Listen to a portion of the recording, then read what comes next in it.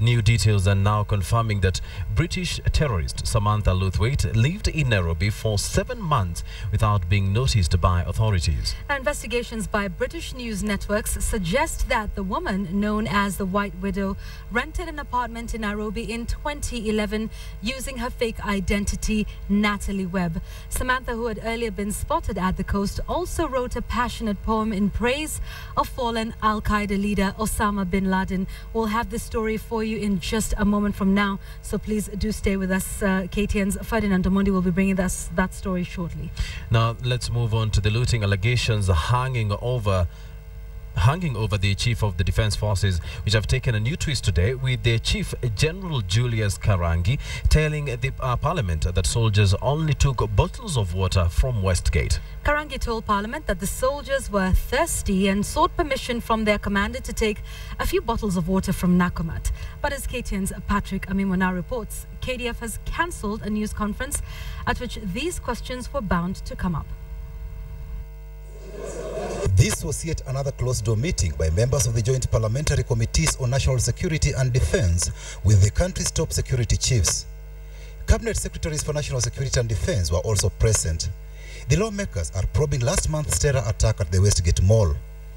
The meeting came a few days after the media aired CCTV footage that showed some soldiers leaving the Nakumatt store carrying white plastic bags whose contents could not be established. The action by some of the soldiers at the mall fueled speculation that some rogue soldiers could have engaged in looting. When he appeared before the National Assembly's probe committee, the Chief of Defence Forces General Julius Karangi defended the soldiers. Sources privy to the meeting said Karangi explained that the plastic bags contained water bottles to quench the soldiers' thirst.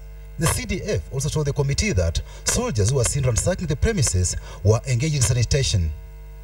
This, in military jargon, means the soldiers were combing the premises to ensure no hidden explosives were left behind to harm unsuspecting individuals. On Thursday last week, chairpersons of the joint committees of the National Assembly probing the Westgate terror attack cleared KDF of looting. KDF, soldiers, and all the officers who participated in that operation never, and I want to use the word never, participated in looting. But when this fresh footage of some soldiers at the mall emerged and sparked public condemnation, military spokesman Major Emmanuel Chirchir tweeted on his personal account on Mashujaa Day, saying KDF had made their case before Parliament, they were cleared and will make their case before Kenyans, and the truth shall set them free. Pushed further, Major Chirchir said KDF was in possession of the damning video footage, but it was purposed for investigation but not to be shared with the media. Some of the lawmakers spoke to us but wished to remain anonymous. They said following last Thursday's fiasco, committee members are under strict instruction for the Speaker of the National Assembly not to discuss the progress of their closed-door investigations with the media until their report is tabled in Parliament. Patrick Amimo, KTN.